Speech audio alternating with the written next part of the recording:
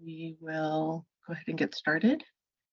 And as other board members log in, we will be able to address them and take their attendance moving forward. So, good morning. We'll get started with the hearing of the New Mexico Department of Health Medical Cannabis Advisory Board meeting. Will now come to order.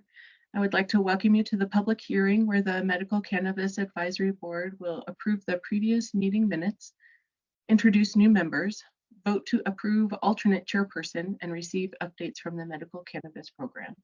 Additionally, we will hear from petitioners regarding their proposal for a new qualifying medical condition to the Lynn and Aaron Compassionate Use Act, and we will also hear comments from the public. Finally, we will schedule our next 2024 meeting. Pursuant to notice, this matter is being heard this 13th day of May 2024 via a web-based platform and is being recorded. The time is 9:02 and I am Stephanie Richmond, the chairperson for the Medical Cannabis Advisory Board. New Mexico Department of Health Assistant General Counsel, Chris Woodward, will be advising the department during this proceeding. This proceeding is being held in accordance with the Lynn and Aaron Compassionate Use Act, sections 26-2B-1 through 26-2B-7 NMSA 1978 and regulations at the NMAC Title 7, Chapter 34, Part 2. If members of the audience have not already registered for this event, please register online so that your attendance may be noted and included with the advisory board's submission to the Secretary of Health. I'd like to thank my fellow board members for joining today's meeting. And additionally, I recognize that Ariel Bowers has resigned from the board and thank her for her years of service and participation as the alternate chairperson. At this time, I would like to introduce each Medical Cannabis Advisory Board member and take roll call in alphabetical order. After my introduction, please announce your training, specialty, and interest in the Medical Cannabis Advisory Board. And we have two new members that have joined the board. So welcome to Eileen Barrett and Sabrina Johnson. Eileen, please introduce yourself to us.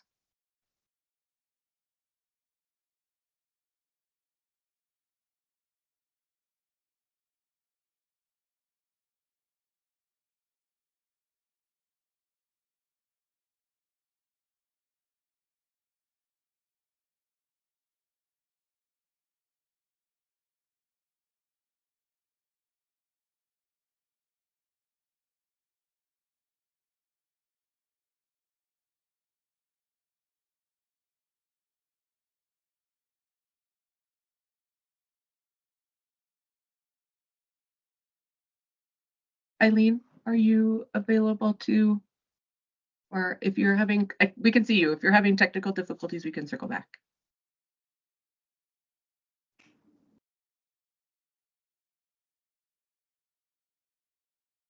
All right. We'll circle back. Can the board verify if Mordecai Bronner is on the line?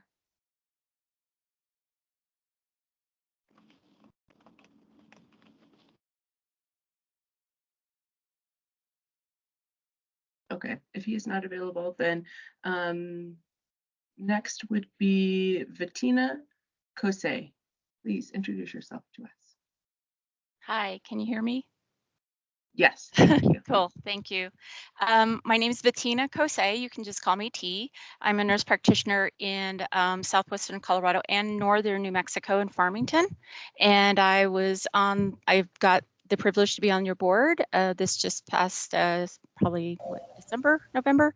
And I work with the Compassionate Hearts organization in Aztec, New Mexico with providing medical cannabis to our people up here in the northwest corner of New Mexico.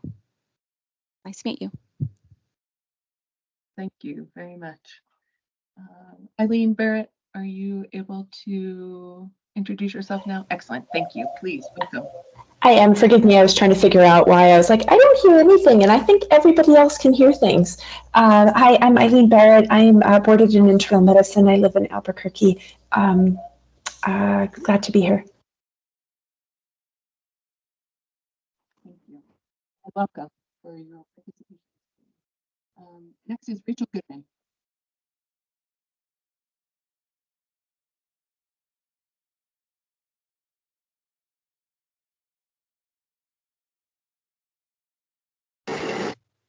Did you call me? Yes, thank you. And Okay. Hi, good morning. Rachel Goodman, I'm an OBGYN in Santa Fe, New Mexico.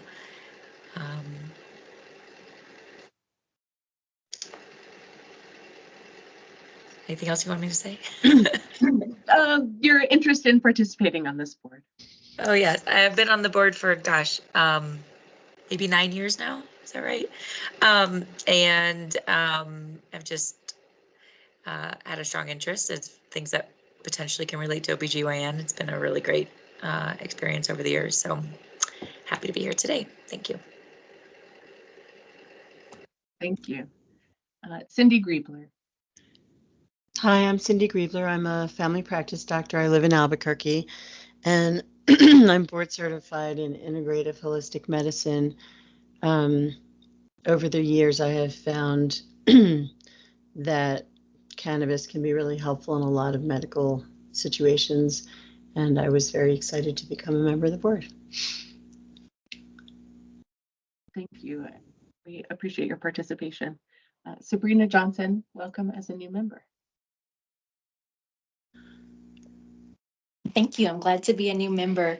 So I've been practicing. I'm a PA in New Mexico since 2005, and most of my time was in rural Valencia County. So lots of challenges with all medicine and pain control. So opiates, huge issues. So having cannabis as an option to treat patients and chronic long-term issues has been amazing, and psych issues and blah, blah, blah, blah. So I'm glad to be part of the team and to make this program better for our state. Thank you. Alan Plymouth. Good morning. Coming to you from Ruidoso this day. Normally, I'm a 2-day-a-week in internal medicine in Deming, and I am interested in being on the board for its aspects of proper use and safety. And so that's my spiel. Excellent. Thank you for your participation. My name is Stephanie Richmond. I'm a PA and have been for 18 years, practice in primary care at the University of New Mexico, and am excited to participate with this group for providing assistance to patients with medical cannabis. I see how it has provided significant benefit for patients, and am glad to be a part of moving this forward for the state. And we also have Tracy White. Good morning, everybody. I'm a pharmacist clinician in Las Cruces. I practice here at Memorial Medical Center Cancer Center in oncology and palliative care, and I have an administrative role with the UNM College of Pharmacy. I'm board certified in geriatrics and have a number of years in hospice care, so I do a lot of pain management and symptom management for our patients here at the Cancer Center, and that's cannabis comes up often, and using that as a medicine is very important to me as well. Thank you. There are 8 of 9 advisory board members present, and we have therefore established quorum. We will now proceed with the hearing agenda. I motion to approve the minutes of our last meeting that was on December 4, 2023, from documentation that was provided to the board prior to this meeting, and our previous meeting was recorded and may be viewed on the Medical Cannabis Program webpage. Is there a second for the approval of minutes? I would do a second. Thank you, Alan. Alan seconds, and the meeting minutes have been approved. Our first order of business will be the election of an alternate chairperson. The advisory board shall elect by majority vote of our 9-member board the alternate chairperson. Alternate chairperson shall exercise all powers and duties prescribed or delegated to them under NMAC 7.34.2.8. Nominations and self-nominations for this position will be done from the floor, And I motion to enter an open floor discussion amongst board members for nominations. Is there a second?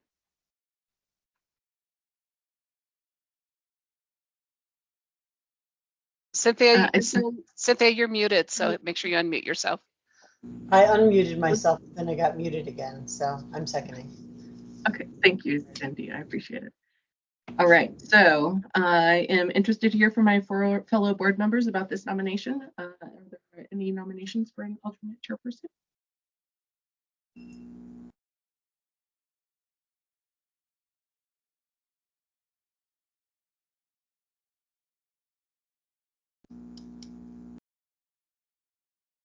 I guess I would be willing to step in. Excellent. Thank you, Alan. I appreciate that. Any other nominations or self-nominations for alternate chairperson?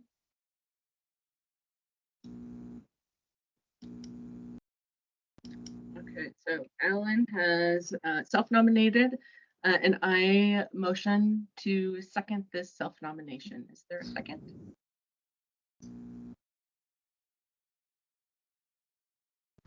A second. Thank you. Who was that seconded? I saw Tracy. Tracy. Okay, thank you, Tracy. All right, so we will now vote on the nomination of Alan Plymel as alternate chairperson. Please respond yes or no when I call upon you to vote. Eileen Barrett. Yes. T. Cosay. Yes. Rachel Goodman. Sorry. Yes. Yes. Cindy Griebler. Yes. Sabrina Johnson. Yes. Alan Plymel. Yes. I also vote yes.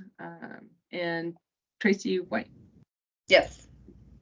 Excellent. By a majority of vote of 8 of those present, Alan Plymel is elected as the alternate chairperson for the Medical Cannabis Advisory Board. Thank you very much, Alan, for volunteering for this role, and thank you to the board for this election. I appreciate that. At this time, I would like to invite the Medical Cannabis Program to update us regarding their activity and progress. Please. All right. Hello, my name is Dr. Gary French. I'm the medical director here at the Medical Cannabis Program, and thank you for this opportunity to provide a short update for you. Today, I'd like to introduce Diego de Aguero. He is our new health educator, and he will be presenting the data update. And then upon his completion, I will be presenting a short update with regards to rescheduling of cannabis. So Diego, I hand the time to you. Awesome, thank you. Good morning, everybody. My name is Diego. I'm the new health educator with the Department of Health and Medical Cannabis Program. Today, I'm going to be just presenting a quick update for you on enrollment. So let me just go ahead and share my screen.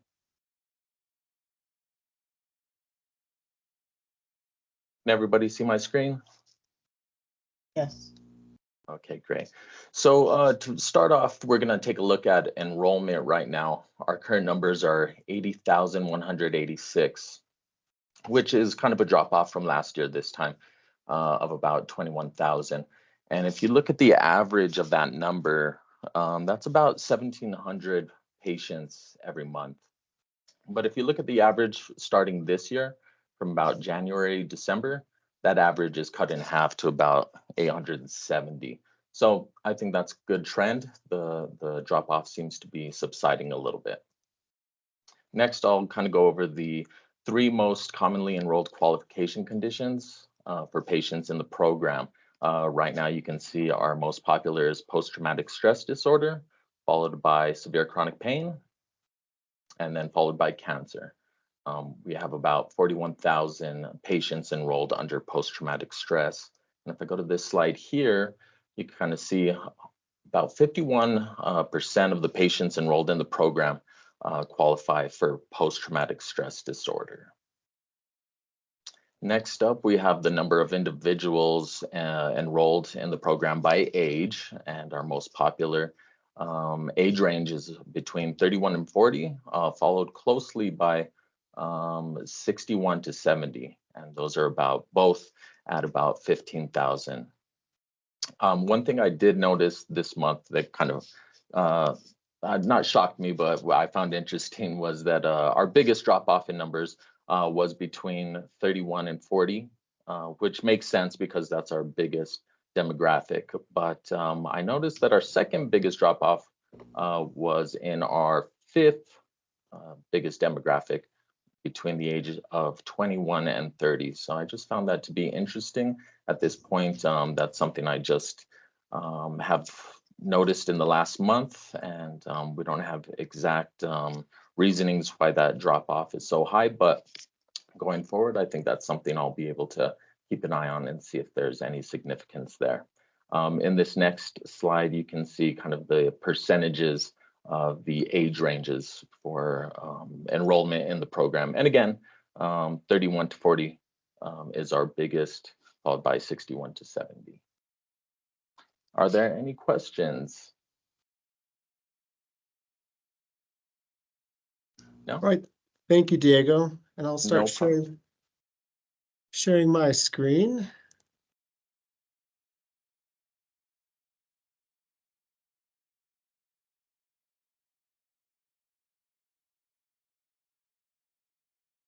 All right.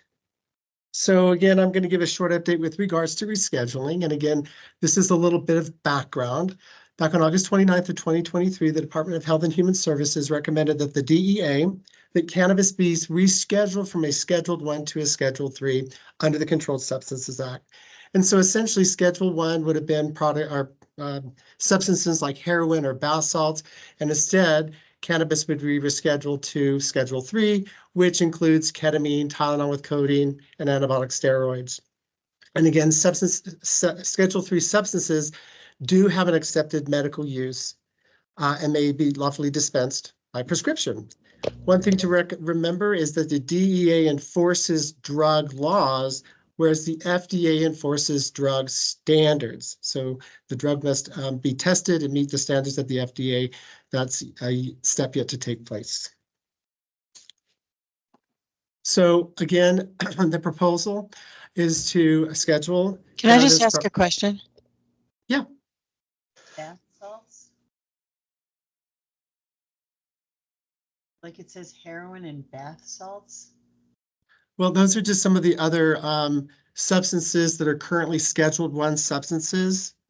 MDMA is there, cannabis is there currently, but those are some of the items that are under, bath salts is under Schedule 1. I just use that as an example of some of the substances that are under that to show how cannabis is leaving from that distinction into the Schedule 3. Okay. I think she's wondering what bath salts are. Oh, bath salts are they're a product that can be abused. Typically, they're used for bathing, but some individuals will abuse those and use those to get high from them. And so, yeah. Okay. Yeah. So again, in scheduling cannabis from a 1 to a 3, number one, it's going to be recognized as having medical use, and then number two, it will acknowledge that cannabis has has less potential for abuse than some of those other substances that were listed in the Schedule 1. And currently, there are 38 states, 3 territories, and the District of Columbia that allow the medical use of cannabis. And there's 24 states, 2 territories, and the District of Columbia that allow for adult recreational use. And then again, so I'm just going to go through some of the implications here, some different levels here. So federal implications would be that rescheduling would not make all medical and recreational cannabis products legal at the federal level.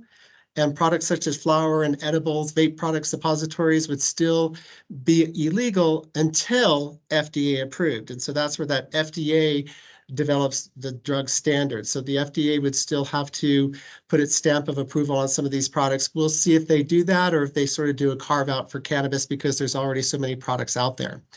Production and sales, those who manufacture, distribute, dispense, and possess medical cannabis will now be able to do so lawfully under the CSA. And cannabis producers and retailers would be able to deduct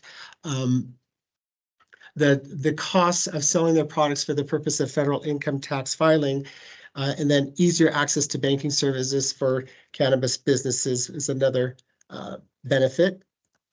And then continued, the VA and IHS patients would now be able to access providers who would be able to certify them for the medical cannabis products. I think this is really a potential positive of this reschedule. We'll again have to wait to see if the VA and IHS do allow their providers to do it, but this is something that could likely be possible. And I think one of the most exciting things is the research, again, with less strict regulatory control as the Schedule 3. This would likely promote greater research, easier access to cannabis to use for research. And then one must wonder, will improved access cause pharmaceutical companies to pursue development of additional cannabis drugs that could pass that FDA muster? And then if that is the case, would these FDA-approved cannabis drugs be sold at pharmacies? So again, interesting questions. I don't think we yet have the answers to all of those, but there's a lot of people that are sort of jumping the gun with what they think that rescheduling means. Now, on a state level, a lot of the current state legal cannabis markets are not really designed for a Schedule 3 drug. It's like the horse is sort of out of the barn, right? State and federal laws would still be in conflict. Now, in New Mexico, we currently have over 1,000 dispensaries, and they have a myriad of different products. So again, is the FDA going to then reach out and test all of those products to make sure they meet a certain standard before they put the FDA stamp of approval on there? And I think that remains to be seen. That's why I mentioned that carve out. Will the FDA fully enforce regulations on cannabis products as it does for other Schedule 3 drugs? So again, typically Schedule 3 drugs, they require a prescription and they've been tested quite a bit by the FDA. Are they going to take that type of enforcement with cannabis products that are already out there? Remains to be seen. Could their scheduling actually be regressive for those states that currently have a medical and adult use program? That's why if the FDA claws back that jurisdiction over products, would we see some products leave our markets? Hard to say. And then, like I mentioned, will there be a specific carve out for cannabis products already currently in the market? Now, for patients, there's some implications as well. Patients could have improved access to public housing, obtain immigrant and non-immigrant visas, purchase and possess firearms. Now, if it's not a Schedule 1, there might be, again, somebody could be utilizing cannabis and then be able to purchase and possess firearms. That would be something new. Face fewer barriers for federal employment, eligible to serve in the military, and then, of course, reduced penalties for federal cannabis crimes because, again, you would be charged with a Schedule 3, not a Schedule 1. So it doesn't make it legal, but it would likely reduce some of the penalties for some federal crimes as well. And then provider implications. Will medical providers be required to prescribe only those cannabis products that have met the FDA regulatory standards? So again, remember, Schedule 3 is a substance that can be prescribed and distributed legally. What's that going to look like for the medical provider? Will medical providers have to write an actual prescription and specific dose and administration details? Or will we continue sort of certifying patients for their program, recommending that cannabis might have some medical benefit for them? And then, will the insurance industry compensate providers for the time and energy spent evaluating and educating patients about medical cannabis now that's the Schedule 3 and a prescribed substance? So all of those things will be interesting to see what happens. So again, next steps are that the proposal must be reviewed by the White House Office of Management and Budget. There's going to be a public comment period, and then there'll be a review from an administrative judge and likely some litigation. And then the DEA would publish the final ruling confirming the rescheduling. And I read a number of different articles, and they sort of it's said to expect about 12 to 18 months for full rescheduling, but that can definitely vary. Again, depending on the public comment, the litigation, there's a political element here, but down below, there's two examples there where hydrocodone combination products. It took 9 years for them to be rescheduled. And one of the quickest was one that we all are aware of is the Pediolex. It only took 3 months, but there wasn't a public comment for that. And they did it through more of like a federal international treaty type. It fell under this really odd way to that was like an international treaty, and it went very, very quickly. I don't expect that's going to happen in this case. And so that's it. I'll stop sharing my screen and turn the time back to you, Stephanie. Excellent. Thank you for the updates from the program. We appreciate that input. We will now proceed with consideration of a petition for the addition of female orgasmic difficulty disorder as a qualifying diagnosis for medical cannabis. The applicants have been informed in advance that their petition would be heard today, and the petition has been redacted to protect the confidentiality of the applicant. All advisory board members have received copies of the petition, and the board has also been presented with written public comment pertaining to this petition. Applicants were informed that they may speak directly to the board if they request to do so in advance. If any applicant has made such a request or chooses to do so today during the course of the meeting, the board may go into executive session to hear the individual applicant. Only those confidential issues related to the applicant's health status may be discussed in the closed session. If we do go into an executive session, a separate breakout meeting will be created, and board members will leave this meeting to discuss in a private, non-recorded setting. I remind those presenting today that this meeting is being recorded, and before you speak, please state for the record your full name and whom you represent. I ask that the presentation of the petition be kept to 10 minutes unless new information presented was not included in the original petition.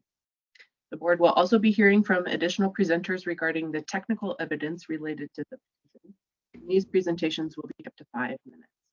Please advise the board if you will be presenting any new evidence not already submitted, and you'll be allowed additional 3 minutes to discuss the new material. And at that time, those exhibits will be numbered and entered into the record. After the petitioner has presented, members of the board will be allowed to question them, and the board will then discuss the petition and motion to vote after sufficient discussion. Our vote will be for yes, no, modify, or table the petition for the addition of female orgasmic difficulty disorder as a qualifying diagnosis for medical cannabis. All right, I will begin. Please. Yeah, no, I was just going to mention that Dr. Mulvihill, I only see you and Ashley there. I don't see Dr. Lay to make a presenter. Is perhaps that the 415 number? And you can speak now, Dr. Mulvihill.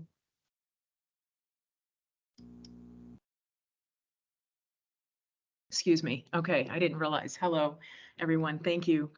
I believe that for the 14 number is Dr. David Lee because it's an unverified, and he can maybe speak on that. And Dr. Jordan Tischler said he'll be online shortly. Is that Dr. David Lee? He should have the mic now. Okay.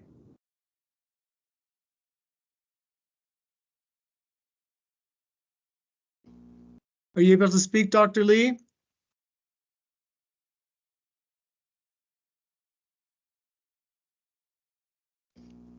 Gary, he might be having connection issues because it looks like he did log out of the actual meeting. Yeah, and I had activated his mic, so we'll keep an ear and eye out for him. Okay. And I do have a note into Dr. Becky Lynn. She is an OBGYN. So, you know, I don't know if she's on a delivery notice, but she is aware of the meeting. She did one of the research studies that was presented to all of you in 2019. And Dr. Mulvihill, you can share your camera if you choose to. I do believe Okay, you have I'd be happy the rights to do that. Yes. Thank you for letting me know. I'm happy to do that. There, okay. I had thought I was on originally. Nice to see everyone, and thank you so much for considering the petition. I'm the executive director of the Female Orgasm Research Institute, and my nonprofit actually provided the research for Dr. David Lee to submit the petition, as it's a resident of the state of New Mexico that needs to submit a petition, and he had volunteered to do that. So I don't know if anyone can see if he's logged back in, or I know he had planned to be here. We were just in contact just the other day. He should be able to speak. I do see that it does look like he has rejoined us.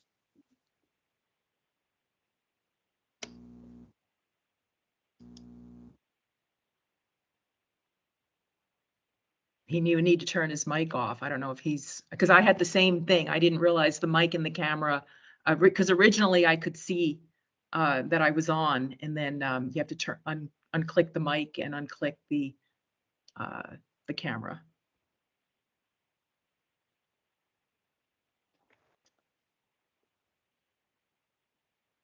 And Dr. Tischler is here now as well. He just let me know. Yeah. Is this Dr. Lee who's here? Yeah, now? this should be Dr. Lee, the 145-250-8564. Dr. Lee, can you unmute or activate your mic? This is not Dr. Lee. Okay, we Not appreciate you. Okay. There we go. Okay. Well, if you want to go to Dr. Jordan Tischler, he just let me know he's here. He's giving the presentation, and maybe we go back to Dr. Lee.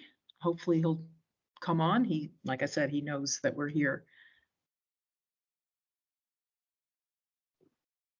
All right, and I do believe that is Dr. Tischler is now spotlighted.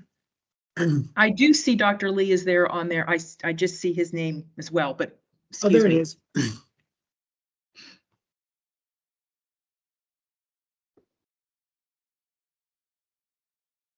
So there's. I apologize. I apologize for being There you late. go. I was having some computer problems.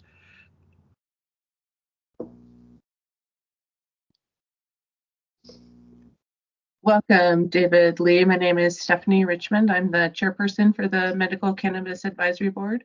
I understand that you have brought forward the petition for consideration of the addition of the female orgasmic difficulty disorder for us to consider as the Medical Cannabis Advisory Board.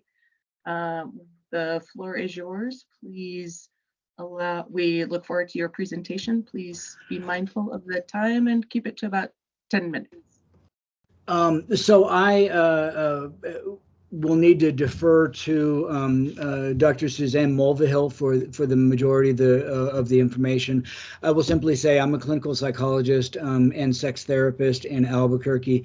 Have worked with many women who experience difficulties achieving orgasm and pleasurable sex.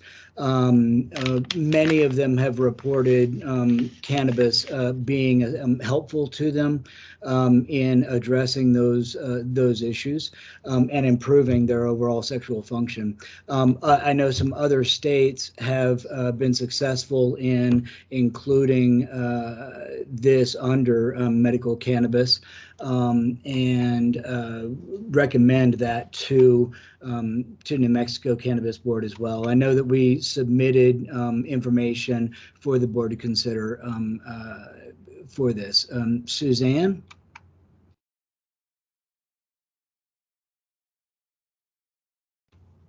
Thank you, Dr. Lee, and thank you for submitting the petition on behalf of the state of New Mexico. Illinois was the state that on March 11th, just to reaffirm what you were just stating, that the Illinois Medical Cannabis Board on March 11th voted unanimously to approve adding FOD as a condition of treatment for medical cannabis.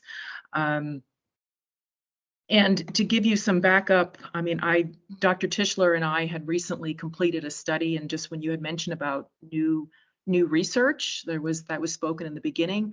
Our study was published on May 7th in Sexual Medicine Online, and I'm happy to share that with you. That showed that cannabis can improve orgasm frequency, ease, and satisfaction for women who use cannabis before sex, particularly women who have difficulty achieving orgasm. And what made our study unique was that we dichotomized. Women had an opportunity to say whether they had difficulty or not in the beginning of the study. And then from that point, we evaluated women with difficulty and all women in the study. So, and notwithstanding our own research, there's 50 years of research going back to Dr. Eric Good, who did the first cannabis and sex study in 1969, followed by actually she wasn't a doctor, it was Barbara Lewis. She wrote a book, in fact I have a copy of it here, called The Sexual Power of Marijuana, that specifically talked about women who had difficulty orgasming. As well, there was anecdotal at that point, you know, where it, and this came to me in about my third year of my dissertation research, realizing that up to 41% of women have difficulty orgasming, and that statistic hasn't changed for 50 years. Dr. Tischler will talk a little bit more about that when he does his presentation. So in actuality, all of the research that had been done, Halakis and Weller, there was research by Eileen Wiebe, you saw that in 2019. She did a study. All the research that had been done, no one ever excluded women who had orgasm difficulty. So what that means was that in every study over the last 50 years included up to 41% of women having orgasm difficulty. And the results had shown that cannabis had helped. So that's basically what our research was. I presented our research at the World Association for Sexual Medicine meeting in Dubai in December. I also presented at the European Conference for Sexual Medicine. That was in February. I've developed 4 theories that were published in Sexual Medicine Online as far as why does it work? Because Dr. Becky Lynn had found that women who used cannabis more frequently, to back up, she's an OBGYN based in St. Louis, Missouri, and she conducted her study because so many women were coming into her practice saying that cannabis was helping them with sex and with orgasm. So she did a study within her practice with about almost 400 women that completed her study. And in her study, women who used cannabis more frequently were twice as likely to orgasm. So I developed 4 theories that were part of my theoretical framework for my dissertation as far as why would that be? Like, how does it work that cannabis actually helps women orgasm? And one of the theories was what was called the altered state of consciousness theory, where orgasm is understood to be an altered state of consciousness. Cannabis creates altered states of consciousness, and women can learn to surrender into altered states of consciousness by using cannabis. You know, another theory was the neuroplasticity theory, and this theory was based on why some women who begin to use cannabis don't need it in the future when they have difficulty orgasming, which was also found in my study. And that was because the neural pathways are developed with cannabis, and then once they begin to use it, they don't always need it. Another theory was the dishabituation theory, and this theory is based on the cognitive distraction that women often get into their heads and are thinking, which is one of the main reasons women have difficulty orgasming, or it has been reported by science. And the dishabituation theory is a theory that's based on research out of the 70s that said that cannabis actually dishabituates the a habit. So a woman who never has orgasmed, for example, there was a woman who I interviewed in my study. Mine was a mixed method study, although our research that we did with the Journal of the Sexual Medicine Online was the quantitative portion. But for example, one of the women that I interviewed in my in my study, she had been raped as a teenager. She could not orgasm from masturbation or partnered sex. And she told her then partner, who is now her husband, listen, I can't orgasm. She said she knew something was wrong. And he said, try this. And it was cannabis, and she orgasmed the first time, and she orgasms every time that she uses cannabis. So I'm happy to share some of the, I can, if I use a share screen. Dr. Mulville, you have 1 minute left. 1 minute left. Okay, so I'll just wrap it up by saying that there is 50 years of research, that my research aligned with 50 years of research showing that cannabis helps women who have orgasm difficulty. And I'm grateful for being here today, and thank you for giving us an opportunity to present. Thank you, Dr. Mulvihill. And I just do want to make sure that everybody does understand that Dr. Lay, your original petition was provided to the Medical Cannabis Advisory Board members. Dr. Tischler, your PowerPoint presentation was also made available to them. Dr. Mulvihill, the supplemental information was made available to the Medical Cannabis Advisory Board members, as well as the public comments. The pre-meeting public comments were also made available. The PowerPoint, the supplemental information, and the original petition are actually also available on our website and have been there for quite some time. So those that information has been made available to the board members. Thank you. And Dr. Tischler, I believe that were you going to run your PowerPoint presentation from your computer, sir? Yes, if that's okay. Fantastic. All right, well, let's just, now having said that, let's just make sure it actually works. Window. This looks good for it. Is everybody seeing that now? Yes, good, because I don't see it, which is just lovely. Thank you guys for having me on board today. I will try to keep this short, particularly as Mr. French has said that all of this information has already been made available. My name is Jordan Tischler. I am a physician. I am a Harvard Medical School instructor of medicine. I am the president of the Association of Cannabinoid Specialists, which is an international not-for-profit which focuses on education for clinicians and policymakers, and I am honored also to be a vice president of the Female Orgasm Research Institute. Much of what I have to say here is stuff you've seen and heard before, but the bottom line here is that female orgasm disorder is a serious public health issue that affects the quality of life and health of up to 41% of women worldwide. And this is a number that has not changed, as Dr. Mulvihill said, in over 50 years. And this is in large part because there really aren't any validated treatments for this. There is one FDA-approved medication that barely works at all. And that really is it. On the pharmaceutical side, there is apparently one psychologically centered approach that has been shown to work, but overall there really is an inadequate approach to this problem.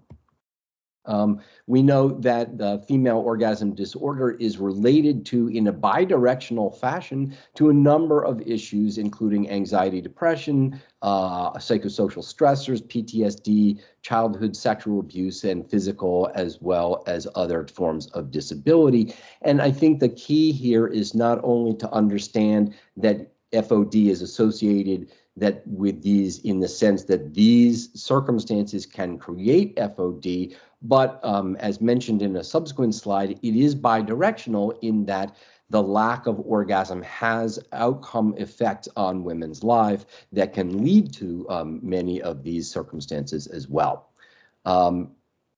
We have had many years of cannabis being recommended on the basis of scientific treatment for the treatment of FOD, that it is a dose-dependent phenomenon, and that it is important to understand that not only is it dose, but protocol-dependent, meaning you kind of have to do it right for it to work properly, and that a little bit is helpful and a lot is not so helpful. And so there are processes that should be governed under medical supervision in order for this to become a very effective treatment. and that we have been doing this in one fashion or another for women for a very long time. Speaking more to my own clinical experience, I've been doing this kind of medicine for over 12 years, that meaning focusing exclusively on the treatment of various illnesses with cannabinoid medications. I've treated, I think this number is out of date, well over 12,000 patients across the board in that period of time. And I think that the cost of sexual dysfunction really cannot be overstated. It leads to, as we've talked about, anxiety, depression, low self-esteem, strife within the relationship, family conflict, and unfortunately, oftentimes family dissolution. We know that sexual dysfunction is poorly recognized and treated not often enough. With, as we've said many times now, little advancement over the past 50 years. When we're using those correct cannabis-related protocols and dose, cannabis can be very effective for women who have FOD, as well as several other sexual disorders experienced by people of all genders. It's interesting to note that my interest and experience with this started very tangentially, treating patients who had other sorts of problems like anxiety, insomnia, cancer symptom management, who would then come back to me and say, "Doctor, you know, not only does my anxiety or insomnia feel better, but hey, by the way, I'm having the best sex of my life." And after hearing that over and over from patients of all genders, you know, it really did send a signal and led to meeting with Dr. Mulvihill and starting on this research agenda. Now we really have 50 years worth of this data, more recent data from Dr. Mulvihill and myself, from Dr. Lin, Dr. Conchula, who really demonstrate the utility of cannabinoids for the treatment of this, and is on that basis really that we recommend that New Mexico put this on the list of qualifying conditions. You've all seen the multiple pages of references, so I won't belabor that. And thank you guys for your time today.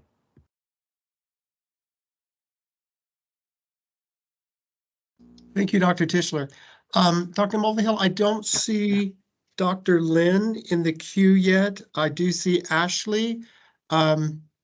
Would you like for Ashley to proceed? And Ashley, did you want to go in executive session or present to the group?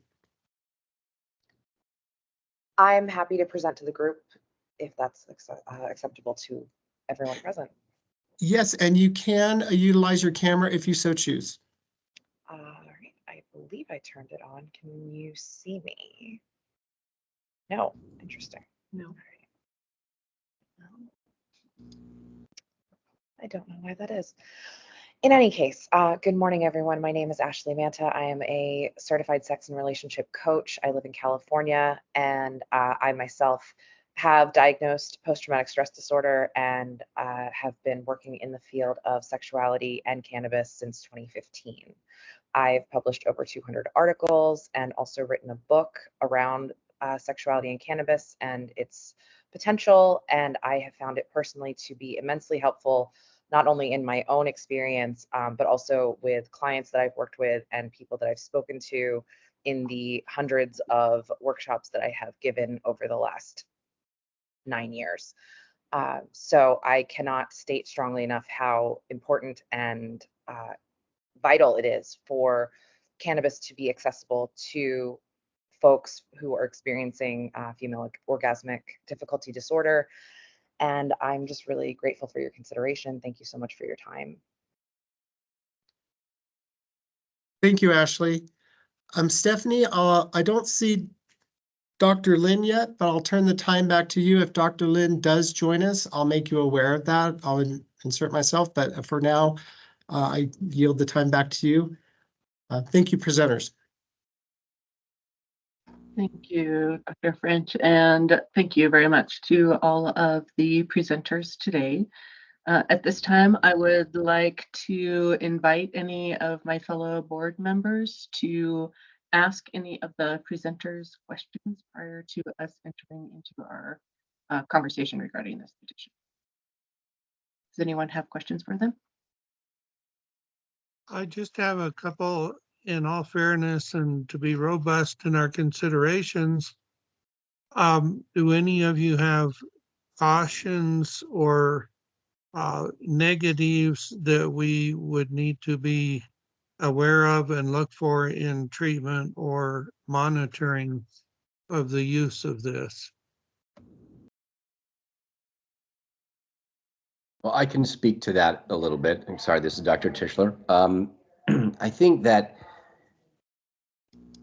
one of the key things that I have come away from both the research and the clinical practice that I have done over this past 10 plus years is that cannabis is a useful medication, but primarily if it is treated like a medication. And so there are approaches to use of cannabinoid medications that look more like what we would expect in the sort of conventional medical world, and I tend to favor those. So that, as I mentioned during my presentation, that there are specific protocols that lead to the best outcomes, but they also, to your question, minimize those risks. And so, for example, we do not generally recommend that people smoke cannabis, but rather use a flower vaporizer machine, such as the one that I'm trying desperately to hold in front of the camera for you, because this emits cannabinoids without the toxic smoke. And just as an aside, these little vape pens are worse than smoking based on the science that we have so far. So that focus on dose and timing and delivery are three things that really not only lead to best outcomes, but minimizing those risks. And like many medications that do carry risk, well, I guess all medications carry risk, the idea is that focusing on an appropriate dose and delivery fashion prevents excessive use, and that excessive use would lead into those things that I would caution against, like the development of tolerance and ultimately dependence. In terms of thinking about this in the context of the petition and female orgasm disorder, the doses that we're talking about are really very small. We're talking about something in the range of 5 to 20 milligrams of the THC component, which compared to, for example, recreational use is just very, very small. And that over the years, I have not seen people who are using that kind of dosing regimen develop any of those problems that I had just mentioned. So how does this factor in when thinking about this in the public health context that we're talking about today? I think that this is a good reason for it to be on a medical in a medical system on the approved list, but that, you know, ultimately there should be some provision of education to medical providers about how to instruct and guide their patients so that this information does make it down through the process, so that ultimately the women who are using this are using it in the most safe and effective manner. Very good, thank you.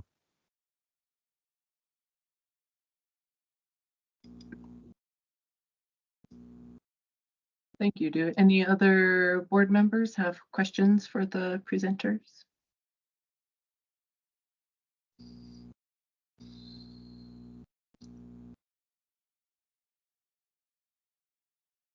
I just had a question that was news to me, that other states have accepted this as a qualifying condition. Do you know which other states? Illinois Medical Cannabis Board. So we're still waiting for the state director, but the Board of Illinois, it was an online meeting I was at. They did approve, the board unanimously approved the petition. Dr. Leslie Mendoza had made the motion. Thank you. You're welcome.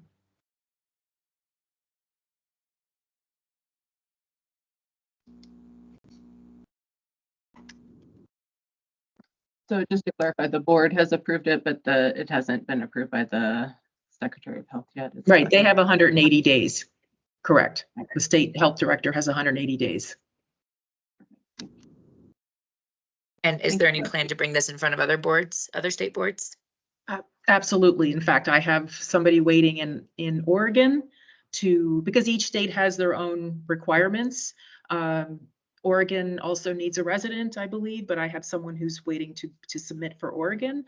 I have someone, a sexologist in Arkansas, another one in Arizona, Utah, who are interested in Connecticut actually was submitted, and I just heard from them. They're getting ready to schedule their meeting. Great, thank you. Eileen Barrett, I see that you've raised your hand. Yeah, thank you. And thank you also to the presenters. I think for my benefit, since this is my first meeting, I would love to better understand if there are any disclosures related to any individuals. We heard a lot about their professional experience and also their professional experience in their publications and their work, but also are there any disclosures that we should know that are related to financial interests as well? It's a great question. I don't have any to disclose, no. Yeah, nor do I. No, not myself, neither. We're actually getting ready to raise money to do a randomized controlled trial, but. Nor do I.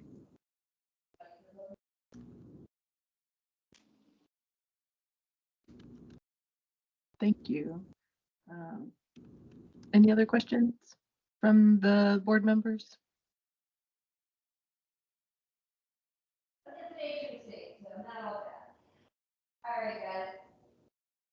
All right, thank you then very much for the presentations.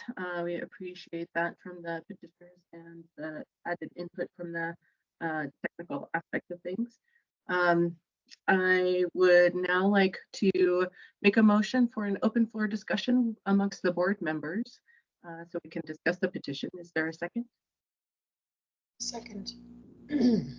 Excellent. Thank you for the second. And we will now have an open floor discussion about this petition with the board members.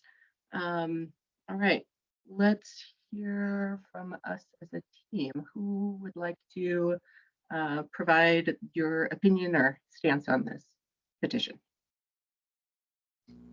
I have read the research, and I think that this is definitely an appropriate use of cannabis. I have, in my practice, occasionally recommended this, like not with the diagnosis, but have found that patients who have difficulty using cannabis has been helpful. And looking at the research that was sent to us, I think it seems reasonable to add this as another diagnosis.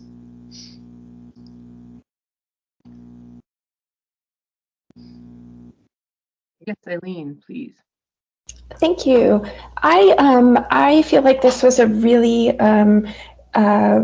rich conversation, and I think that it would be very meaningful to also consider the context of the also the professional society guidelines related to those that come from the APA, ACOG, the AUA, and also the forthcoming NASM guidelines in this area.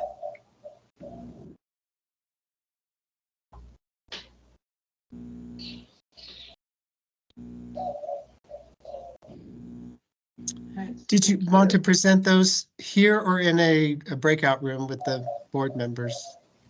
Oh, thank you. I think maybe breakout. Thank you for asking.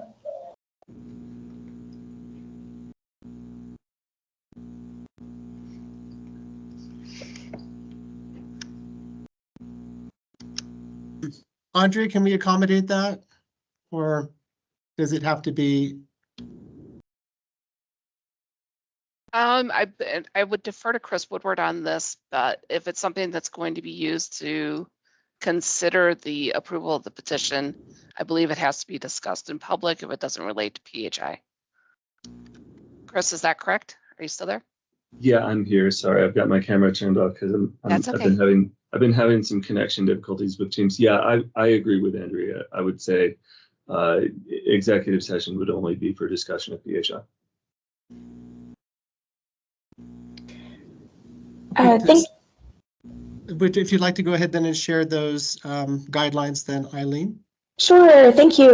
This is such an urgent problem to try to meet the needs of our women patients, and we know that this is something that has been a condition that is really important for people's quality of life, and also for their mental health, also for their relationships, and their overall health. And and so I'm so glad that people think expansively about it. I find myself often drawn when the science is emerging, and particularly with the information that you had just presented, that to me augmented my thinking on this, Gary, about the classification. But I find myself thinking often when the science is really rapidly changing and policy is really changing, to often draw upon the clinical guidelines that come from the medical professional societies in these areas. So I looked at the guidelines from the Menopause Society, who recently updated their guidelines on the treatment of sexual disorders in women, and also the American College of Obstetrics and Gynecology, also the American Psychological Association, and then the NASM guidelines that people are very well familiar with from, I believe, 2017 about cannabis. And although those are, particularly the NASM guidelines are a little bit, they're being updated right now, people probably know. Excuse me, and also the American Urological Association, and found myself really drawn to that at this time, that there's a lot of other treatments that are recommended as first line that are very consistent across, particularly American College of OBGYNs, the Menopause Society, and also the AUA, the American Urological Association, one of my concerns is that if one decides to effectively endorse, which is what ends up happening, endorse a treatment that isn't guideline concordant, then what we can risk having happen is that then people don't receive their first line treatment, and the first line treatment there often has to do with receiving appropriate mental health care, discontinuing medications that can worsen a condition, and such as being on chronic medications that can increase women's chance of having FOD. And then also, of course, that we know that receiving treatment, instruction, support relating to the use of like sex toys for their for FOD. So I would ask us to consider with great caution adding a condition that doesn't fall under the guidelines of multiple professional societies, despite the really exciting emerging evidence that we're hearing about. I also noted the recommendation from the American Society of Addiction Medicine, and I had previously said that I practice internal medicine. Much of my care is in the care of people with substance use disorders, and I have pretty extensive experience in public policy related to substance use, and that we may wish to consider the vulnerability also. And you know that I will ask us when making this decision that we consider the vulnerability of people who are at risk for having mental health diagnoses also being recommended to have what isn't considered a first, second, or third line treatment. So we may wish, I ask us to consider holding off at this time and to reevaluate this as the science continues to emerge. That was a long conversation. I'm very happy to add those references from the Menopause Society, ACOG, the AUA, APA, NASM, and ASM to the chat if people wish.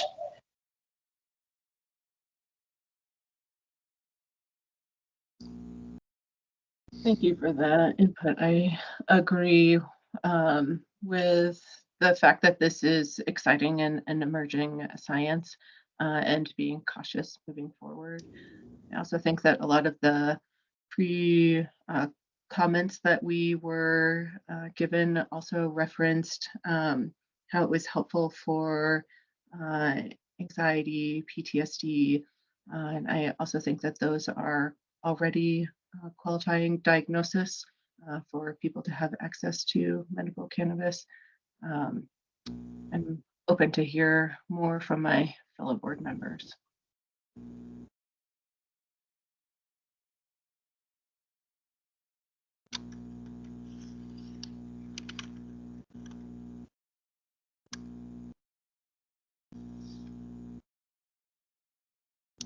Yes, Rachel.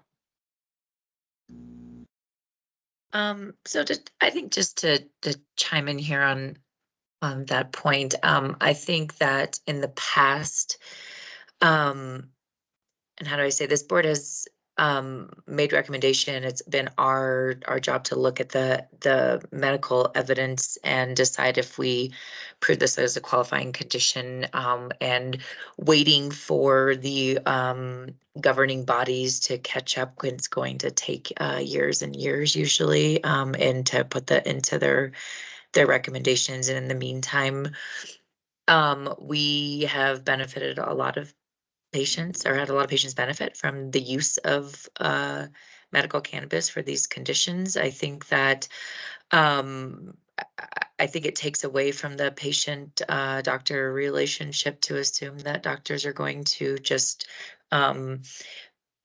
offer this as the one solution, rather than sit and review a full history and offer up all of the different modalities or other options that would be available for care. So I think that in my opinion, I mean, that there's my experience as well as with some of these organizations, and some off-label use of medications that are highly beneficial to women. If we do wait for the organizations to catch up, I think that's gonna be years and years, especially given what's going on the federal level. I know things are changing.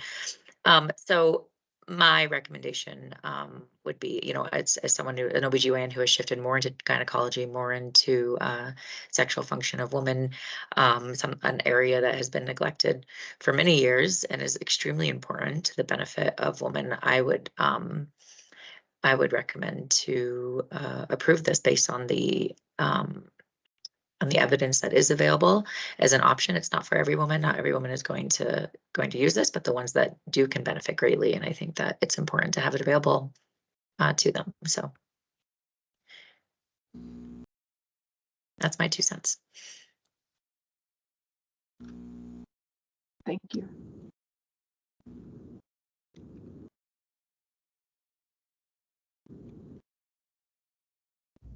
This is Tracy. I think I would echo Stephanie and Rachel just with saying that I agree that I think many of our conditions are with limited evidence, and I think we have to make a risk-benefit analysis.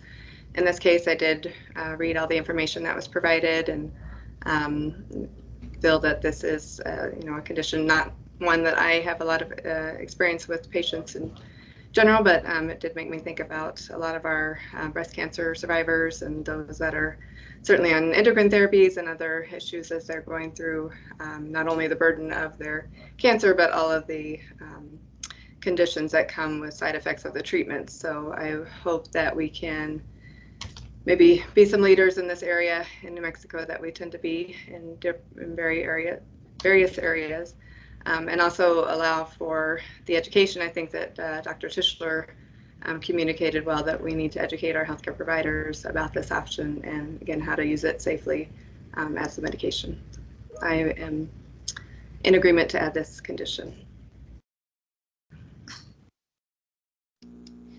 Stephanie, I just wanted to make you aware that the documents that Dr. Barrett was referring to have been entered in the chat, but those will also be made available as part of the comments at the end of the meeting. So those will be available to board members if that is something they choose to also review, but the links are in the chat if you want to review it now.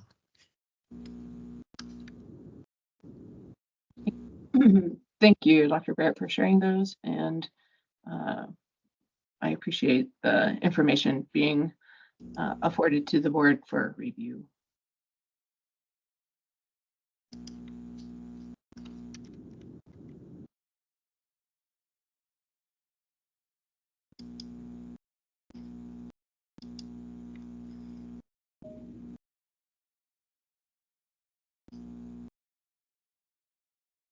Is there any other input or concerns regarding this as an addition of a qualifying diagnosis from the board?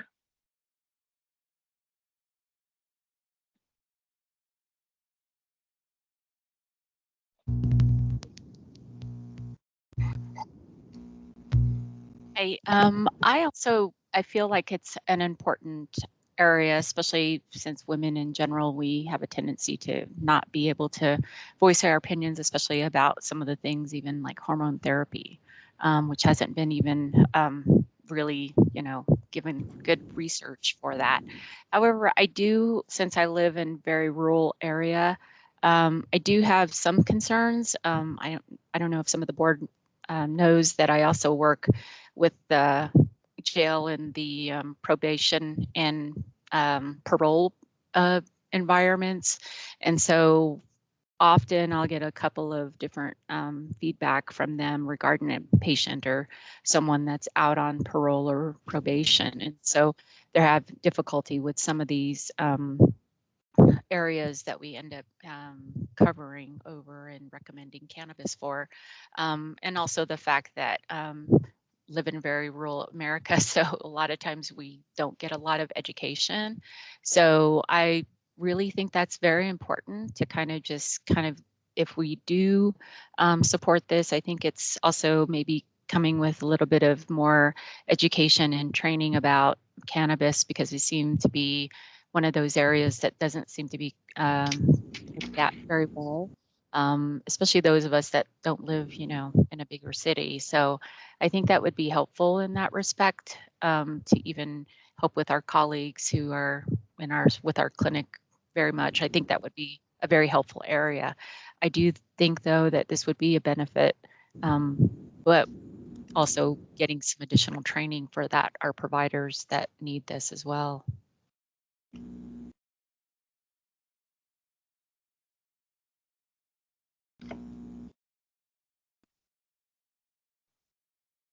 Thank you for that. I agree. I know that this issue of some education for providers has come up in the past, and that the program has also developed some different things that have been posted on the website. But in terms of it being diagnosis specific, I can appreciate that. Thank you for all the other work that you do. I appreciate your updating the board for the other areas of work that you do. Thank you for that.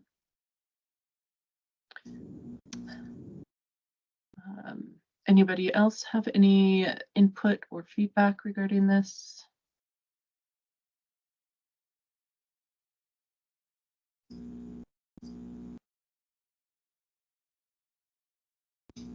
Yes, Eileen. The only other thing that I would ask is that there be, or I would maybe I'll say, is that I think it could be very interesting to consider what is the role of looking more broadly at the collections or the professional societies within New Mexico of healthcare workers who are a part of advising the professional society guidelines. And I say this because they are often people who very actively wish to be, such as the local chapter of the American College of OBGYNs, of the American Academy of Family Physicians, the American Academy of Pediatrics, the American Society of Addiction Medicine, the APA, American College of Physicians. I think it could be very rich to engage them. And so it is not their anecdotal experience, but then also is a really broad look at the what are the potential positive, but also the area positive outcomes, but also what are the potential negative consequences of having something that's not broadly recommended as a first, second, or third line treatment, receiving an implicit endorsement for patients, particularly in a state where so many patients are from from vulnerable communities and from vulnerable identities, and don't receive and have difficulty accessing evidence-informed care.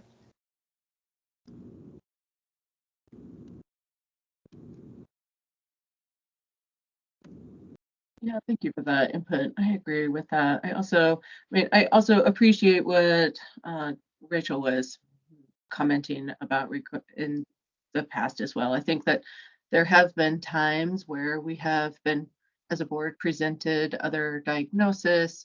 It perhaps we had approved it, perhaps the Secretary of State had not approved it, perhaps the information was presented to us again later when some of the other scientific studies were available for us to make different kind of informed presentation for consideration of inclusion of a diagnosis. So I agree, appreciate you bringing forward all of the other guidance or the guidelines to this group. I think one of the things that I appreciate how the information that was presented to this group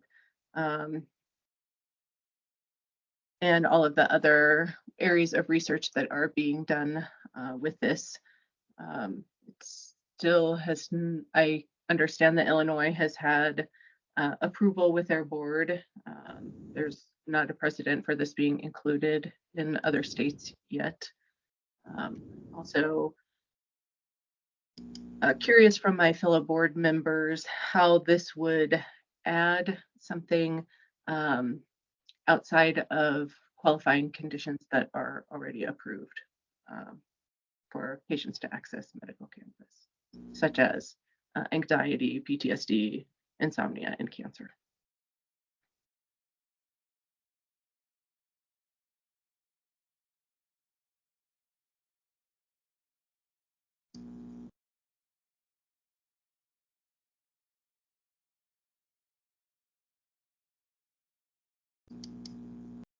Yes, Sabrina, please.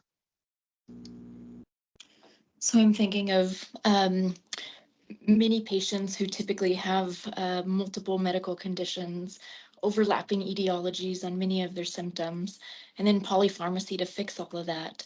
Yeah, I think most of us can slide this diagnosis in maybe PTSD or anxiety, but occasionally there's not all of the criteria to meet those diagnoses, and we might be working in the gray zone.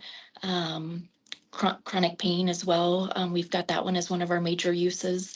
I know we didn't talk about that as one of the theories as to how this works for female dysfunction with orgasm, but mechanisms of the endocannabinoid system on many of these things, even though the data is not specific for this exact diagnosis, do have an overlap with how within the body this could work, even at the anatomical level, if pain is part of this dysfunction, because we didn't talk about that at all, and we already have lots of data, and we know the facts on how it does work on pain.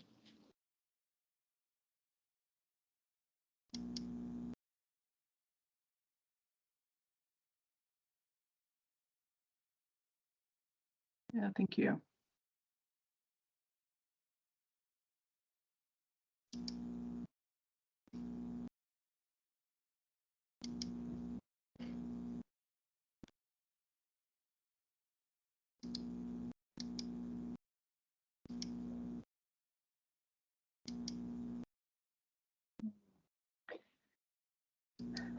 I appreciate all of the information that Eileen was able to provide us in the chat.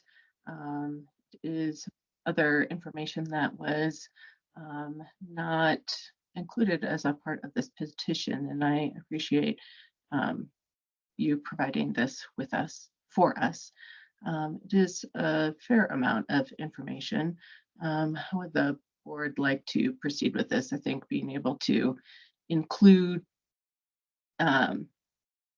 some conversation regarding this for potentially future meeting. We do have another meeting that we have to schedule for later this year. I think that we have some time to be able to review some of the other guidelines and perhaps come back with different conversation at the end of the year. Is there an appetite for that with the board members? I'll just say that I know that in the past, we have made decisions based on that if a qualifying condition could potentially fall under multi-diagnoses, so it falls potentially anxiety goes with that condition, or we have chosen not to add a condition before because it could potentially be a patient could access the medical cannabis via a different qualifying condition with that. So that has been done before. There is precedent for that. There's also precedent for approving conditions in the past with actually somewhat less evidence than this is offering over the years that I've seen petitions come through. I think I would urge us to not hide this condition under some of the other qualifying conditions. I think it's important to recognize, I think paving the way for our state is wonderful to, like I said before, really acknowledge this as something for women that is necessary, that's important. There's a lot of acknowledgement right now for male sexual dysfunction, and as someone who treats a lot of women with female sexual dysfunction, a lot of women don't want to bring it up to me. I bring it up in almost every single patient visit. A lot of women don't want it acknowledged. This is an important issue to bring to the forefront of conversations in the medical visit amongst women talking amongst themselves. I think that we're hoping it becomes more and more out in the open and that women can talk about it. So I think that especially, I mean, given the environment of where of a woman and their voice right now, I think it's huge. It would take a stance and pave the way. New Mexico, we have evidence to support it. It would impact my practice personally. So I'm in favor of not tabling this. I'm in favor of recommending strongly to approve it. And I'm happy to answer more questions about it in terms of how I see this in my practice and what it presents as.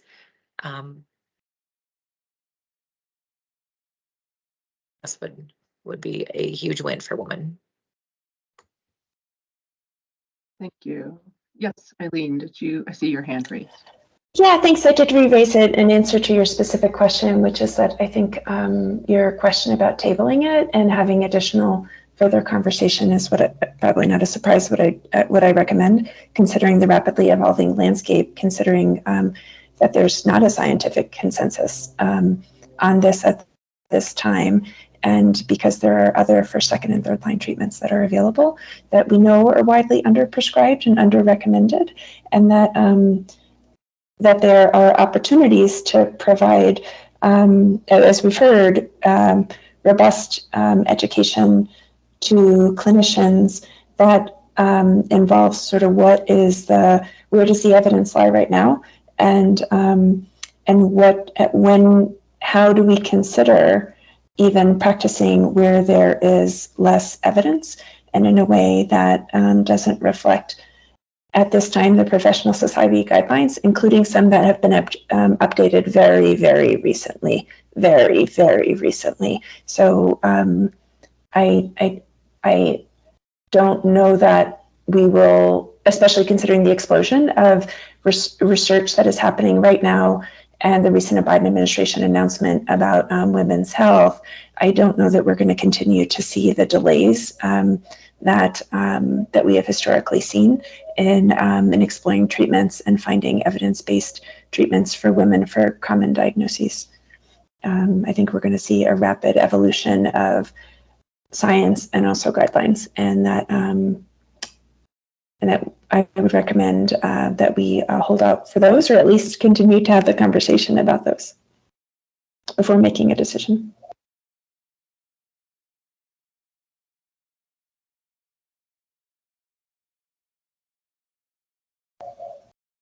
I have a disclosure that I didn't say, and that is these opinions reflect my own opinion and those and my perspectives that are presenting here. I'm the president-elect of the American Medical Women's Association, and my opinions here are about the science as I've presented it, not those of that organization.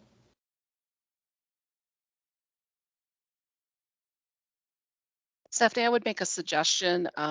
We almost have two competing motions at this point. We have Dr. Goodman, who was willing to answer questions about, related to her practice and how she sees it benefiting. And we have Dr. Barrett's that's kind of saying, like, I think we should table it. what I would suggest is we could do two motions, one to table, take a vote. If it fails, we could then, Dr. Goodman, you could make a motion to approve the petition as well. So you could do it either way. Dr. Goodman did kind of say at first like you would support recommending it. I don't know if that was an official motion or not. That was my intention. So if we have a motion on the table from Dr. Goodman to add it as a qualifying condition, we can take a vote. If the vote fails, we could then hear Dr. Barrett's motion to table. Is that correct, Chris? You can take them in either sequence. Either is fine. I think, honestly, I think maybe it would make more sense to take a vote on tabling first. Is there a motion to table? Dr. Barrett, was that your intention or was it more just a discussion about it? I actually thought that Dr. Richmond had introduced that motion. But then if that was not the case and I misheard, then I can make a motion for that.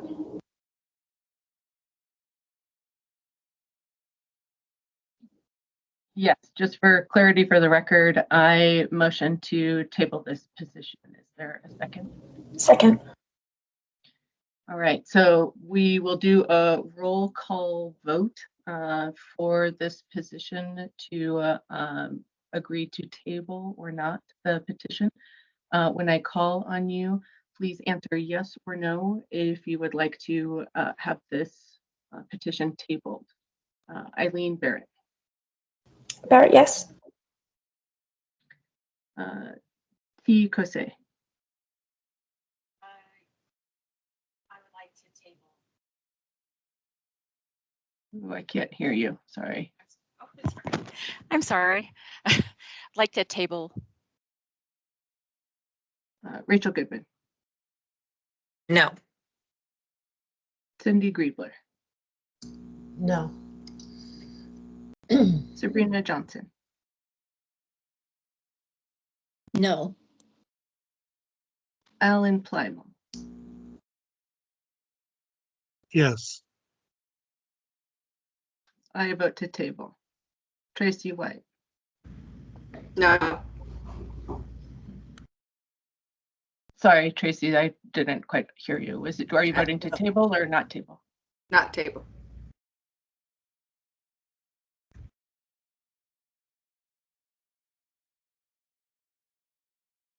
It's a tie vote because we have 8 of us present.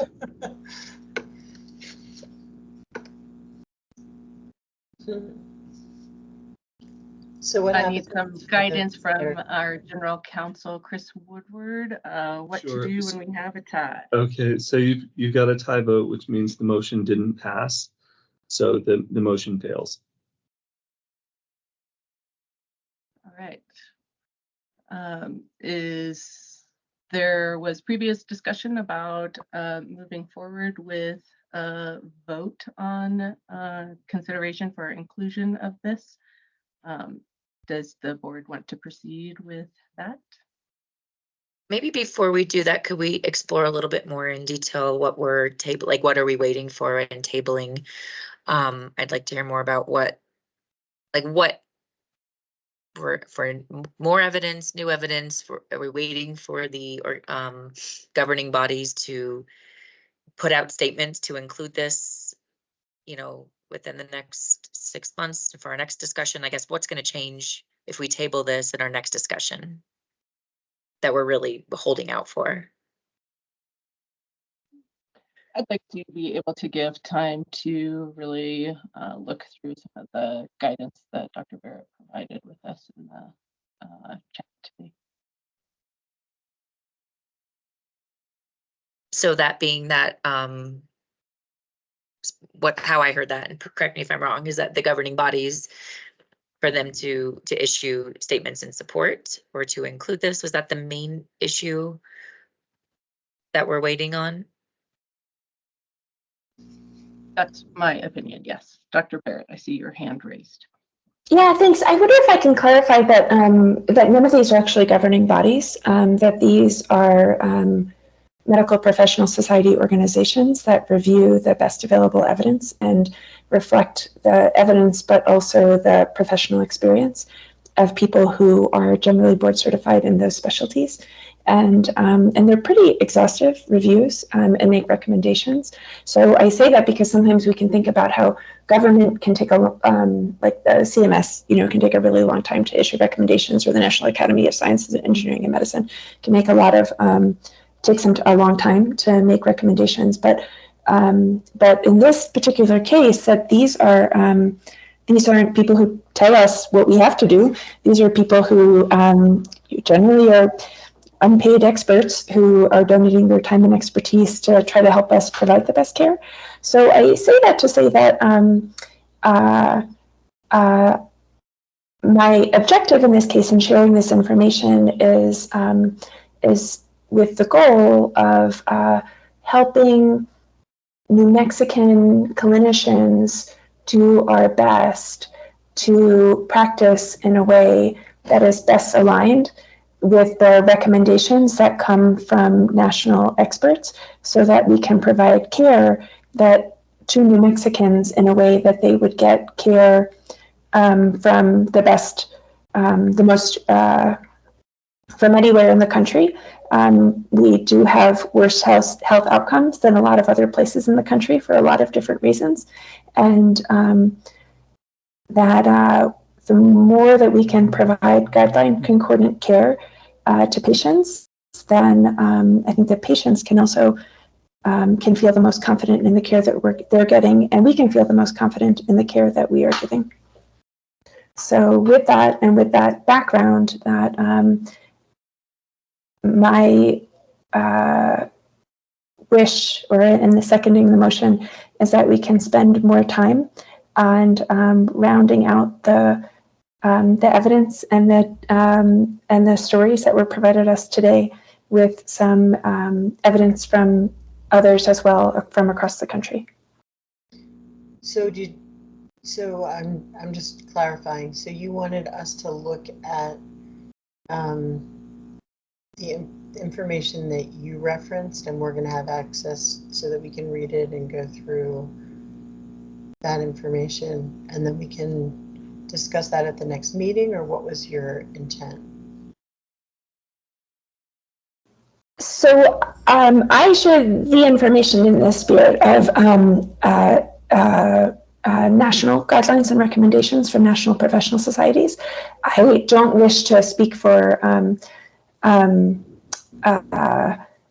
wish to only speak for myself. I don't, and I was the person who seconded the motion, so I can say what was my sense of when I seconded the motion, was the idea that we would review the recommendations that were available and have a conversation and come back on whatever timeline that we think is most appropriate, knowing that in the spirit of that this is also a therapeutic agent that is widely available, whether we endorse it or not, or approve for as a qualifying condition or not.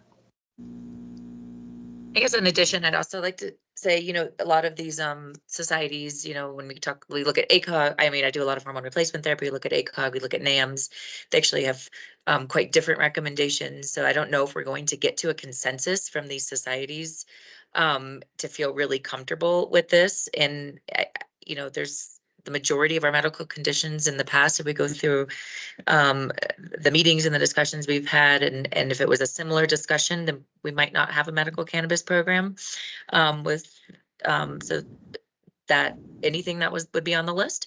And so, in the past, we and my third point is I would just like to, when we look at risk benefit and what is offered to our patients, I don't think, the risk potentially is it doesn't work. There are not a ton of side effects. We know from the past that patients tend to self-regulate their dosage. If it doesn't work, I have a lot of patients who maybe will try this, and they don't like the feeling, or it doesn't work, then they're not going to use it. And then the risk of being on this is not, it's not quite the same as some of the other pharmaceutical drugs that go through some of the side effects and what some of the risks could end up having. So when I look at risk benefit for this, the potential benefit for me outweighs the risk for these women. those are the three other points in addition I'd like to be taken into consideration. I would agree with that. And with New Mexico having recreational approved, it's not denying people access to cannabis strictly, so. That's true. It's just, it's basically making a point that there is evidence to support this qualifying condition, and that, I mean, and there are benefits of having access to the medical program over the recreational program. I'm also gonna have to go, so I want to be involved in this like decision-making process, but I definitely need to go, so just putting that out there. I understand if you have other obligations, Cindy. I think that we would still be able to maintain quorum. And if the quorum vote would still be able to be something that would stand, I appreciate you staying here. I don't know that we have the completion of a conversation yet about being able to move forward with next steps. So thank you for your participation today. And we'll be in touch about next steps if you have other obligations that you need to attend to. So if tabling it is not approved because it was a tie, then what's, so then I'm assuming that a vote is going to be a tie as well. Why don't we do that? Why I motion to vote, and we vote. If it's still a tie, then we can request a guidance on where to go next. Okay. Is that correct, I think Andrea? if it was still a tie, it would be just the same as the table, that it would fail. Okay. And if it does fail, we can always reschedule it for the next meeting as well. All right. Just as tabling it. And I think the other part of being able to have a discussion about it at another meeting, certainly the board has a requirement to have 2 meetings a year. That's not, that doesn't mean that we can't meet more frequently. And if there is an urgent request to address this sooner than later in the year, historically we've had our meetings in May and then again in like October to December. We could always consider a meeting to discuss this like in August. Okay. Just to throw out there as another option. I'm gonna out of order vote yes, and then I'm gonna, if that's okay. Okay, so let's have a point of order. Understand that there has been a motion for a vote from Rachel Goodman to consider the addition of this petition for a qualifying diagnosis. Is that correct? And I second that. I seconded that. All right. Okay, so we will now vote on the inclusion of adding the female orgasmic difficulty disorder as a qualifying medical condition. There will be a roll call vote, so I would like you to please answer yes or no. You would like to have this included. Eileen Barrett. Barrett, no. T. Kosei. I say no. Rachel Goodman. Yes. Cindy Griebler. Yes. Sabrina Johnson. Yes. Alan Plymel. No. I say no. Ms. Stephanie Richmond. Tracy White. Yes. So this motion has also failed because of being a tie. So I now motion to, again, consider tabling this for discussion at a future meeting, is so that we can come to some other kind of clarification and perhaps revisit this after review of further guidelines in the future. Is there a second for my consideration of tabling? Second, Second Barrett. that. All right, so now we will be performing a vote to table the motion for now. Roll call vote. Eileen Barrett. Wait, didn't we already vote on this? Why are we voting on this again? Because it failed, and it also failed to not have it included as a qualifying diagnosis. So we're just trying to continue to vote to come to some consensus so that we can move forward. Hey, Chris, I have a question. Since this is unresolved, because we had 2 ties, can it just be rescheduled for the next meeting without a vote? Or would it have to be resubmitted? Oh, boy. Because I hear I think what Dr. Goodman's concern is if we're now putting something to a vote that already failed because somebody had to drop out of the meeting. Would that be accurate, Dr. Goodman? I don't want to put words in your mouth. Right, we already, Okay. that is accurate, and we voted on this and it failed, so it seems like, yeah, what's the next step? Would it just be to carry it over to the next meeting, or? Oh, boy. Yeah, I don't know that we've encountered this particular issue before. We have it, Is and I there- love when my attorney says, "Oh boy." Yeah, which I say a lot these days, but do we actually have a motion on the floor right now and a second? Has it been moved No, and no. seconded? I motioned to table and it was seconded. Okay, so the motion is back on the floor. And so I would just go ahead and hear the motion, and then maybe we can discuss next steps after we have a vote on this. Even though this is repeating a vote that we've already voted on? I guess So it's possible, I don't know that it's prohibited to hear a vote on something more than once. And as I say, there is a motion and a second, so the motion is on the floor.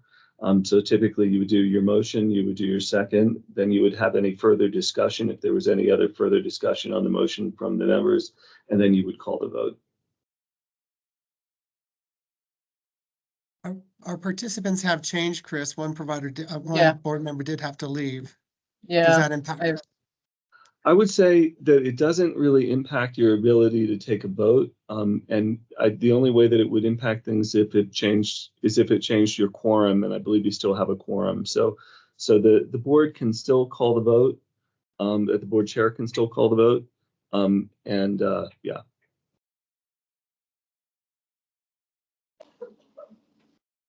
All right, so the motion has been seconded to consider tabling this for a future meeting. We'll do a roll call vote to see about tabling this meeting or tabling this for a future meeting. When I call on you, please answer yes or no if you would like to consider tabling this. Eileen Barrett. Barrett, yes, table. T. Kosei. Yes, table. Rachel Goodman. I mean, I guess now it just doesn't make sense to me to re-vote on something we voted for that failed. So I would just feel like, aren't we moving forward? Aren't we voting to just put it to the next meeting, or just isn't that the way it is, or we can end up at a standstill or not really anymore? Right. Like we're just trying to break a tie because we're not coming to a resolution about either tabling or approving it as a diagnosis. But there has to be some sort of guideline, is that if we don't have a resolution, then automatically we default to what? I mean, I guess. To tabling. Andrea, isn't that what you're asking of Chris, is to tell us right. that? I mean, Okay, so typically if a petition fails in a given meeting of the advisory board, it doesn't automatically get heard at the next meeting. Right. And so if I understand the motion correctly, that's what this motion is intended to accomplish, to enable this to be heard again at the next advisory board meeting. Okay. And would that be a resubmission of the petition, or we can just continue it on at the next meeting? It's a tabling. It would be a tabling of the petition, so the petitioner wouldn't have to resubmit it. It would just be heard again at a subsequent meeting. Okay, then I will vote yes for that. Okay, and then also to clarify that when we have a tabled petition, we don't hear from the petitioners in the future. Is that correct, Chris? I'm sorry, Madam Chair, could you repeat that question? Yeah, when we've tabled items in the past and when we have untabled them, I don't recall if we have heard from the petitioner at the future meeting or. Oh, I see what you mean. Well, I guess, yeah, I don't know that it would be required. I mean, you've heard from the petitioner by this point. And so I suppose that tabling would just be for further discussion by the board and a future vote. I suppose if the board wanted to call someone back to provide more information, you could request it, but I don't know that that would be the default. Okay, thank you for clarifying that. Okay, so just to get us back on speed with the current vote that is in place for tabling this, Eileen voted yes, T voted yes, Rachel voted, I think we had some other conversation. You initially voted no. Is this still I voted yeah. I'll vote yes to table, so it doesn't have to be resubmitted. Okay. And then Cindy had to step off. Sabrina Johnson, do you vote yes or no to table? Yes, to table. Okay. Ellen Plymel, Yes, table. I vote to table, and then Tracy White. Yes. All right. So by majority vote, we have voted to table this petition into a future meeting. Thank you very much. I would ask that the board be able to provide, or sorry, that the medical cannabis program be able to provide some of the information that was brought forward by Eileen to all of us for our review. And then at this time, I would like to hear from the public, individuals who have pre-registered for the meeting and have requested to make a public comment will be able to comment first and should limit speaking time to 3 minutes. If you have not previously requested to make a public comment, please click on the raised hand icon on your computer or dial *5 if you are calling in by phone. I ask for assistance from the Medical Cannabis Department with calling on the speakers and for monitoring the time. For those of you unable to make a public comment in the meeting, the public comment period will be open for 48 hours after the meeting. Please send all of your comments to medical.cannabis@state.nm.us. Thank you, and we look forward to hearing from anyone that may be making some public comment.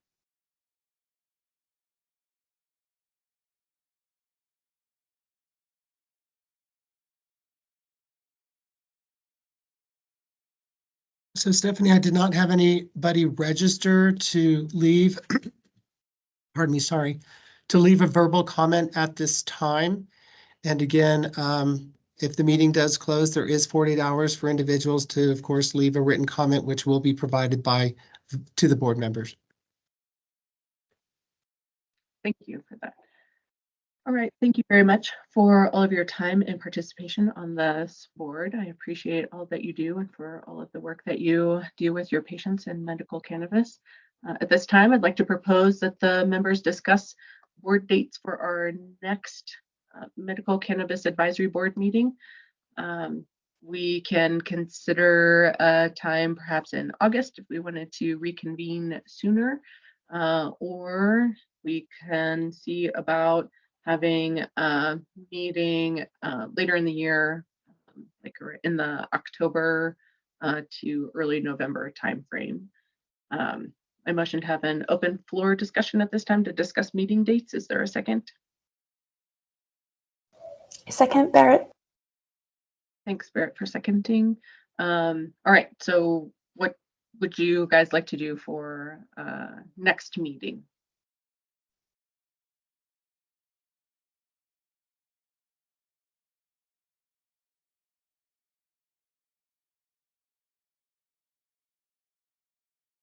My only request is not anytime in July because we are going to have a special session, even though it's only going to last a few days.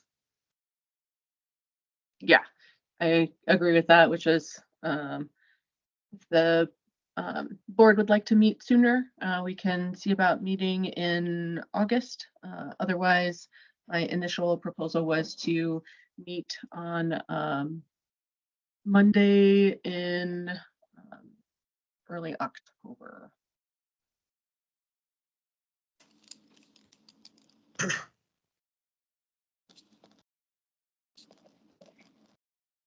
Yes, Eileen. Not because I'm wedded to this date, but only because I, just to help us move forward and to support your saying. So I'll say October 7th. I agree. I think October 7th sounds great. Is there any other conversation about this before we make a motion? It works for me good too. Okay, perfect. I motion to convene the next Medical Cannabis Advisory Board on October 7th at 9 o'clock. Is there a second? Yeah, second. Thank you, Alan. All right, Alan seconds the meeting and it will occur on October 7th at 9 o'clock with public posting 1 month prior. It is now 10:52 on May 13, 2024. And I motion that this meeting is adjourned. Is there a second? Second. Thank you, Sabrina, for seconding. I appreciate the meeting today and I look forward to our ongoing work together as a board. See you in October. Thank you all very much. Bye-bye. Thank you. Bye.